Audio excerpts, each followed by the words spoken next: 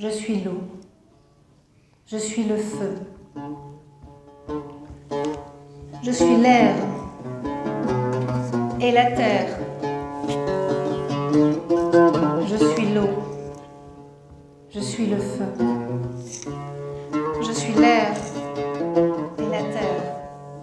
Gar çıkarım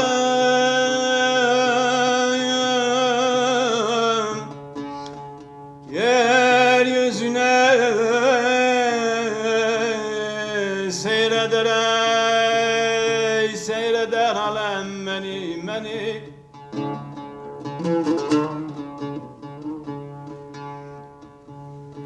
Gar çıkarım gökyüzüne, seyrederem halimi.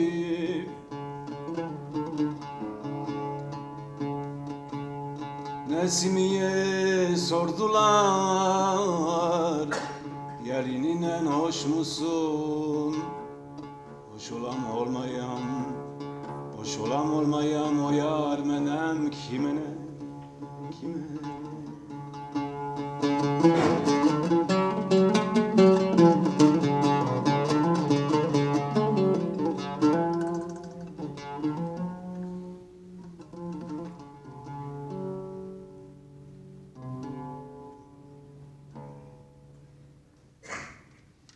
Merci. Merci. Merci. Ouais. Dans le cadre du forum Cœur et Raison, le Centre éthique international a l'immense joie et le plaisir d'accueillir ce soir Guy Corbeau.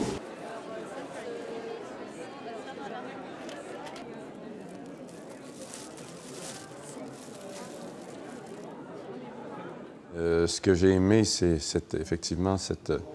pouvoir parler sur des tapis berbères. J'ai souvent travaillé dans le désert moi-même. J'ai mené des ateliers dans le désert.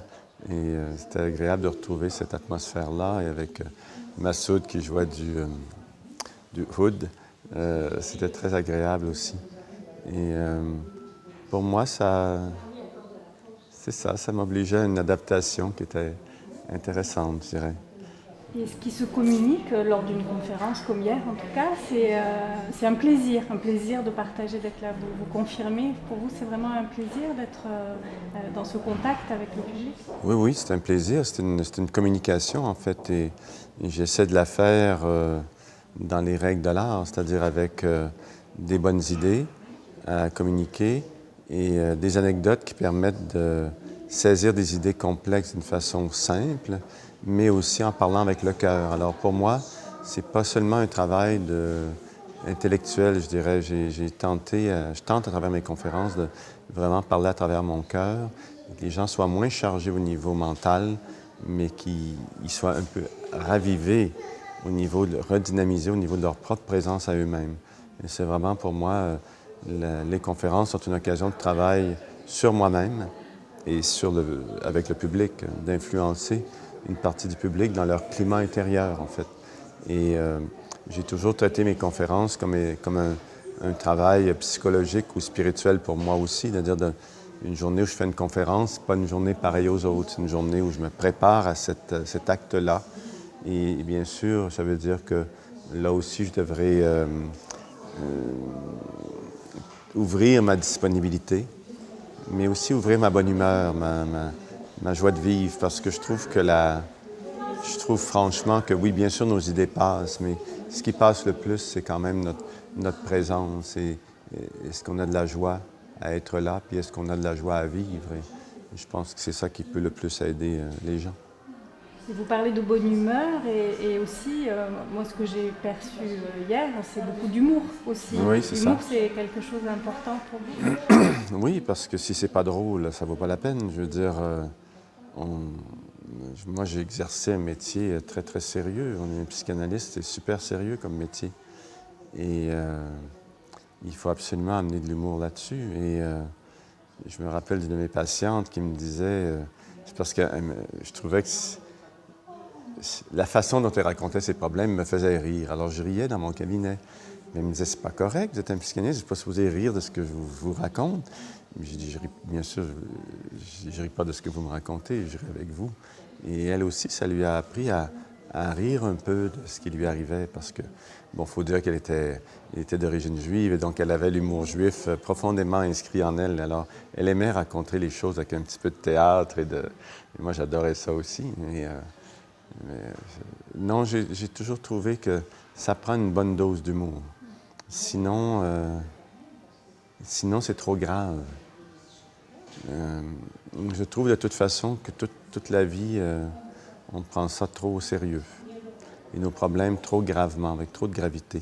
Ça ne veut pas dire qu'il n'y a pas de souffrance et qu'il n'y a pas de raison de s'inquiéter, mais ça veut dire que de toute façon, le message d'un vrai travail sur soi, ça va être un dégagement, un détachement, un lâcher-prise, un laisser-aller, et donc plus d'humour et plus de plaisir à vivre, à communiquer, à partager, à être avec soi-même.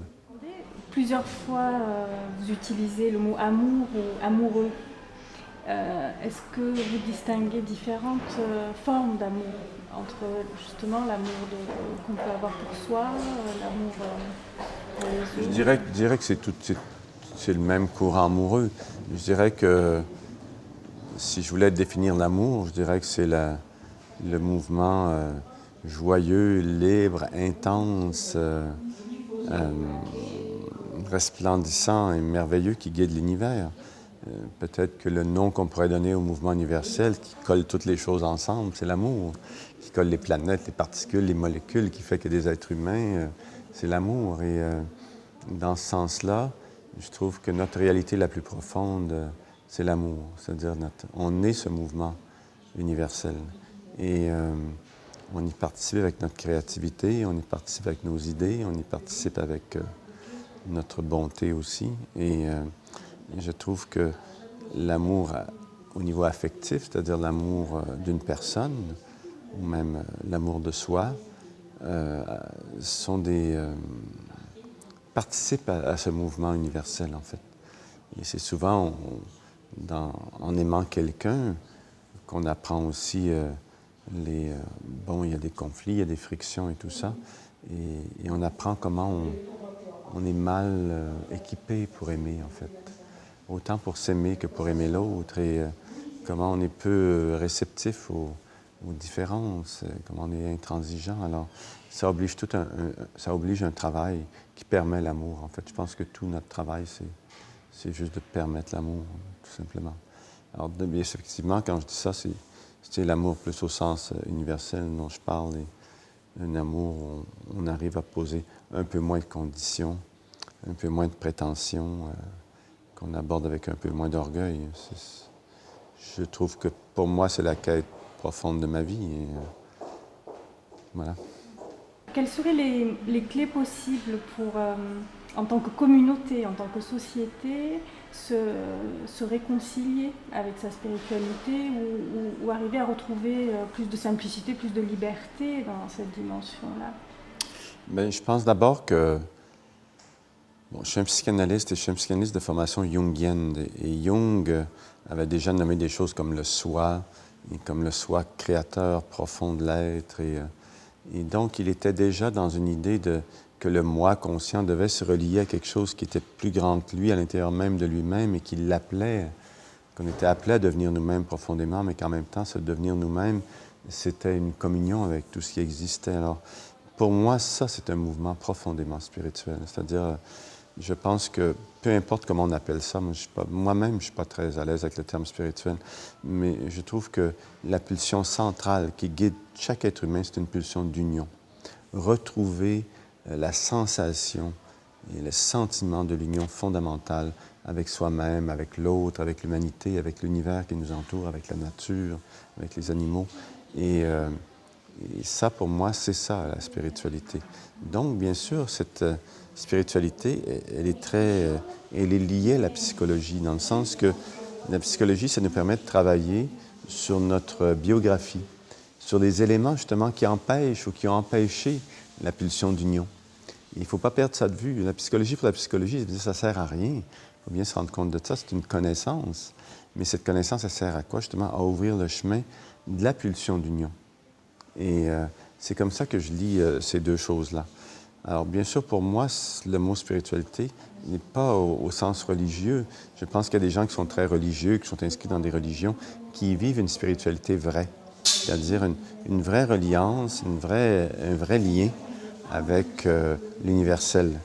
Mais je pense que pour beaucoup de gens, on a perdu cette notion-là au cœur même de leur religion, où que les religions ont amené tellement de contraintes que les gens ont été amenés à se réfugier dans des idées d'eux-mêmes qui sont vraiment limitatives. Pour moi, la spiritualité, c'est vivre, c'est marcher, c'est respirer. Maintenant, on pourrait appeler ça autrement, ça ne me dérangerait même pas du tout. Qu'est-ce que c'est pour vous que d'être dans la voie du milieu ou dans une voie du milieu? C'est-à-dire une voie où il n'y a pas d'excès. On ne condamne pas avec excès, on n'est pas dans une morale excessive, mais on n'est pas non plus dans une complaisance. Pour moi, la voie du milieu, c'est une voie du discernement entre la bienveillance et la complaisance, par exemple. Je trouve qu'on a des voies qui sont trop radicales ou trop excessives ou épuratives et tout ça, qu'elles soient religieuses ou non. Je trouve qu'il y a j'ai toujours peur qu'il y ait un mépris de l'être humain ou de l'humanité. Et par contre, je trouve aussi que moi-même, dans ma vie, souvent, je suis plutôt complaisant ou laxiste et que ça n'a pas tant lieu d'être non plus. Et donc, il faut chercher une sorte de voie du milieu. Une justesse, je dirais. Pas tant une notion de justice, mais une notion de justesse. Quel est le moment qui est juste, quel est le mouvement qui est juste à tel moment, par exemple. Je trouve qu'il faut vivre avec une certaine bienveillance, une certaine aisance, puis il ne faut pas entrer dans des pratiques qui nous séparent trop des autres aussi. Hier aussi, vous avez, pendant la conférence, vous avez parlé de la notion d'idéal, l'idée de contribuer à l'humanité, à la prise de conscience. Est-ce qu'il y a quelque chose que vous pourriez souhaiter aux humains, à nous les humains en tant qu'espèce? Vraiment, c'est par cette prise de conscience, vers quoi ça pourrait nous amener? Je pense que la chose qu'on peut souhaiter aux êtres humains, c'est la paix. C'est de réaliser qu'on a vraiment un choix et que c'est nous qui choisissons la guerre, c'est nous qui la faisons, c'est nous qui la fabriquons et que derrière tout ça, c'est juste des questions d'orgueil de pays qui prétendent avoir droit à ceci ou à cela. Alors, je trouve que la paix peut seulement venir d'une meilleure répartition des richesses, d'une égalité entre les êtres et entre les hommes et les femmes, et dans ce sens-là, on a vraiment à œuvrer pour la paix activement, mais ça veut dire quoi, justement, au niveau, si j'entre ça dans une pratique quotidienne, mais ça veut dire que dans chacune de mes relations où il y a des conflits, j'ai un choix. Comment je vais pratiquer une paix relationnelle, parce que moi, je me rends compte que souvent, dans ma propre vie, des fois, je choisis plutôt la guerre que la paix. Alors, je me dis, comment j'œuvre à la paix? J'œuvre à la paix en pratiquant d'abord assainir mes relations, faire qu'il y ait de la paix, qu'il y ait de l'harmonie dans mes relations avec mes parents, mes proches. Je trouve que ça, c'est vraiment ce qu'on peut souhaiter à l'humanité. Mais surtout souhaiter que... Je ne sais pas, il y a Nelson Mandela qui a dit dans son discours d'investiture qu'on avait beaucoup plus peur de notre lumière que de nos ombres. Alors moi, je trouve qu'on a assez joué à nos ombres, on les connaît bien, et que ce serait le temps d'explorer les choses qui nous feraient battre le cœur autrement. Ce ne serait pas l'intensité de la guerre, mais l'intensité de la beauté, l'intensité des partages, l'intensité de l'humanité. Je trouve que l'humanité, je ne sais pas encore qu'elle est une humanité. Un être humain, c'est un être qui a le cœur tendre et joyeux, et tant qu'on n'aura pas compris qu'on doit préserver ça à tout prix, on n'aura pas compris. Je veux dire, tant que les budgets militaires seront 100 fois plus élevés ou 1000 fois plus élevés que ce qu'on donne à la culture, on n'aura rien compris. Le jour où on arrivera à renverser ça, puis à vraiment subventionner l'art, les artistes, les gens qui nous montrent le chemin d'une vie belle, je veux dire, on est à l'âge de pierre, il faut bien se rendre compte de ça, c'est le Moyen-Âge encore. Donc je trouve que ce qu'on peut souhaiter à l'humanité, c'est de se réveiller et qu'elle réalise qu'elle n'est pas une victime de quoi que ce soit et qu'on peut se créer ici un jardin extraordinaire. Je pense que Guy Corneau a pu vraiment est généreux dans sa conférence. Il est à la fois très à l'écoute de ce qui se passe actuellement et à la fois il est bien là, je dirais, avec ce qu'il peut ouvrir. Juste de dire ça fait du bien qu'il y ait des gens comme ça et que voilà, c'est naturel en fait. Rien n'est compliqué, il a une manière d'exprimer les choses. Voilà, c'est juste, c'est simple et ça fait du bien de l'entendre. De voir Guy Corneau en personne, c'est formidable aussi. Hein. Il y a quelque chose qui passe qui est très fort quand même. Voilà. Et est-ce qu'il y a quelque chose qui vous a en particulier touché pendant cette conférence? Ah oui, quand il parle d'avoir de la compassion envers soi-même. Je repars avec quelque chose qu'a dit Guy Corneau qui m'a interpellée, c'est de lâcher le projet mental. C'est-à-dire voilà, d'être un peu plus centré sur ce qu'on peut ressentir et sur le cœur, et de lâcher toutes les projections qu'on peut éventuellement émettre et auxquelles on se raccroche et qui font qu'effectivement à un moment donné, on se pollue un peu tout seul. Donc effectivement, un peu plus de ressenti et je pense que les choses seront plus légères. Et vous, il y a quelque chose de précis? Moi, le premier stage que j'ai fait avec lui, ça s'intitulait « Retrouver l'intimité avec soi-même ». Et je trouve que le bouquin, donc le thème de la conférence d'aujourd'hui va toujours dans ce sens. Et tout ce qui s'est dit, sa façon d'être, sa façon de s'exprimer, et également la rencontre avec Fanny, j'ai trouvé que vraiment c'était ça, retrouver l'intimité avec soi-même, retrouver l'intimité entre le psychologique, le spirituel, ça a été très très bien replacé aussi. Et je trouve que c'est vraiment très très important face aussi le fait de remettre en avant que nous sommes tous des individus singuliers, uniques, et qu'en même temps il y a une notion d'universalité qui nous fait nous rencontrer, partager, échanger. C'est ça qui nous fait vivre, quoi, hein. Donc moi je me régale à chacune de ces interventions. Et je reviendrai aux interventions de Fanny. Le duo avec le musicien était vraiment très très beau. Donc je n'ai passé qu'une très belle soirée. Beaucoup d'harmonie, on ressort avec beaucoup d'harmonie. C'est un très bon moment. C'était un bon moment à double titre par la présence de Guy Corneau.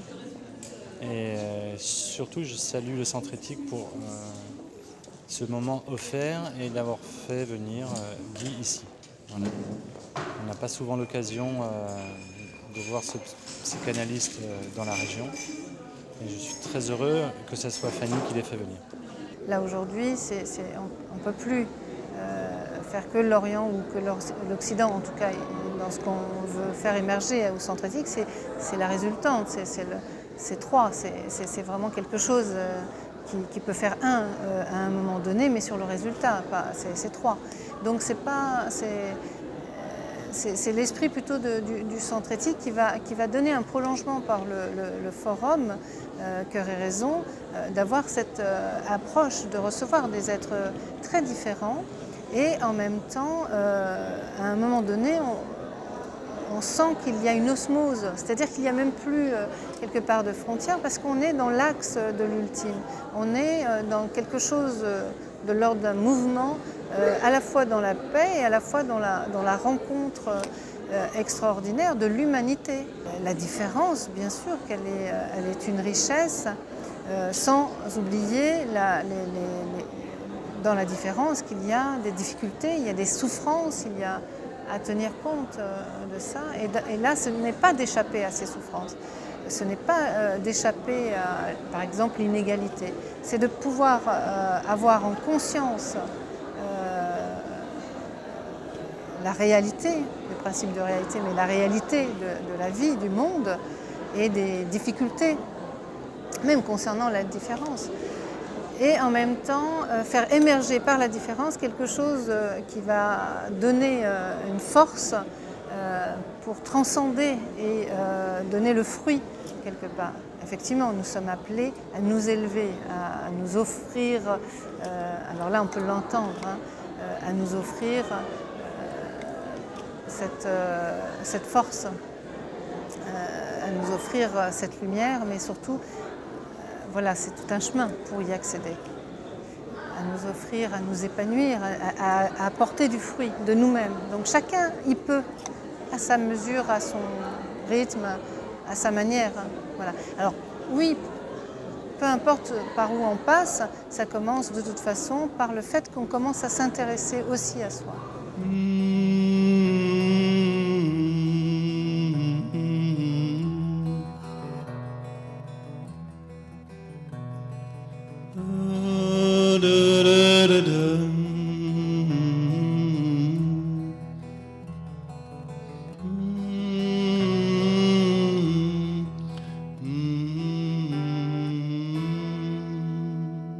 Voici quelques offrandes. Ma vie au grand complet, gaspillée pour des sous. Avec la peur en prime, avec la peur au ventre, qui nous courbe l'échine et qui nous met à genoux. J'ai erré si longtemps avant de comprendre que sans toi je n'étais qu'un pauvre pou, oh un pou bien portant avec son importance, qui écrivait des livres et qu'on aimait partout. Vivre à côté de soi. Vivre à côté de l'âme, c'est renoncer à soi, c'est renoncer à tout. J'ai perdu mon combat. Tu gagnes, souveraine. Enferme donc ma haine au fond de tes cachots. Garde-moi prisonnier. Lave-moi de mes peines pour le mal que j'ai fait. Lève l'impôt. Vivre à côté de soi, vivre à côté de l'âme. C'est renoncer à soi, c'est renoncer à tout. Oh.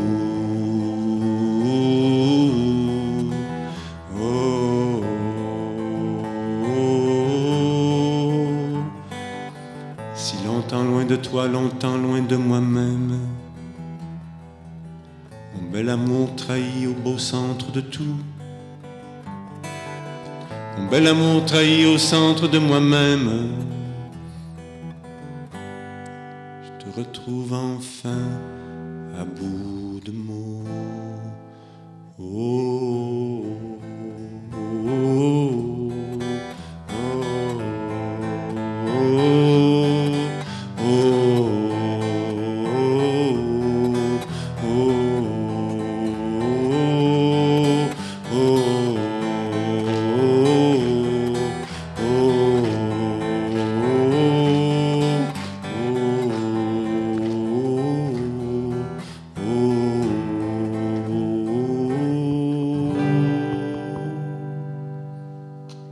Voilà. Guy Corneau.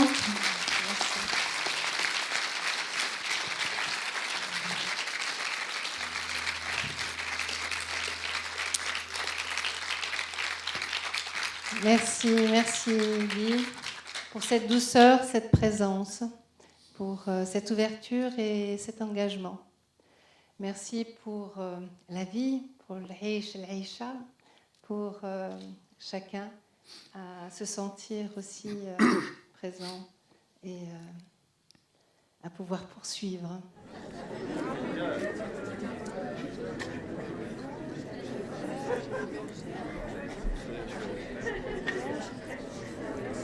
J'ai aimé qu'un homme qui en plus qui a une fonction de psychothérapeute, psychanalyste, se montre comme ça aussi, sous un jour, à nu comme ça, hein, c'est très rare. Ça m'a plutôt exaltée. Voilà, j'avais des petits picotements partout et puis j'étais très émue de sa simplicité aussi. Ça a été très doux. très agréable. Je ressenti beaucoup de calme et très très très intéressant. Eh bien, je connais Guy Corneau depuis longtemps.